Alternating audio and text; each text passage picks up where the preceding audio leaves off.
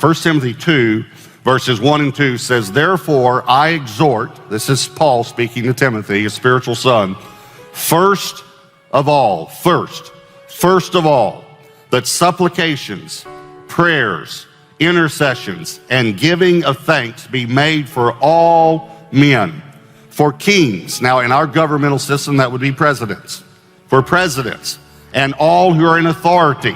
That'd be all elected officials, congressmen and congresswomen and mayors and governors and things like that, for all in authority, that we may lead a quiet and peaceable life in all godliness and reverence.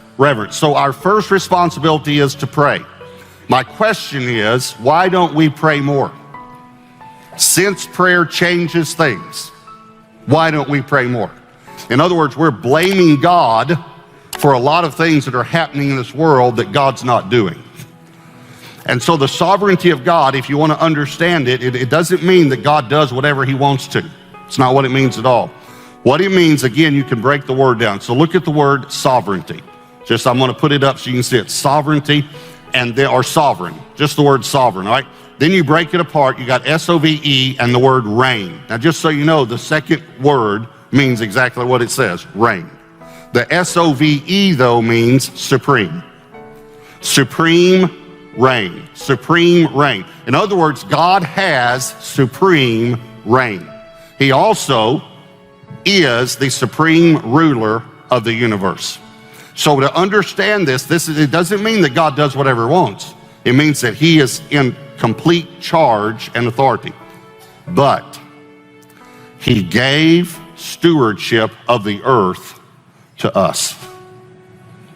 And the problem is he gave it to Adam and Eve lost it. People say, well, you just got to trust God's sovereignty. Whatever's going to happen, God's going to do it anyway. No, God gave us authority. We lost that authority to Satan. Jesus, the firstborn son, came and got it back and then gave it back to us, because this is what he said. When he said, I will build my church, he said, and I give you the keys to the kingdom, so that whatever you bind on earth will be bound in heaven, and whatever bound in heaven will be bound on earth, and whatever you loose in heaven will be loosed on earth. The reason to pray is because we are praying to the supreme ruler of the universe, who can do something about it, who can hear from heaven and forgive our sin and heal our land.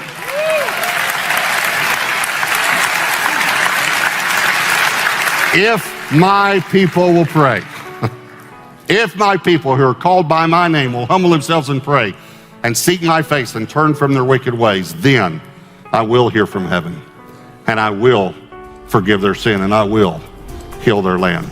So the reason to pray is the sovereignty of God, because we're praying to the one who's in charge.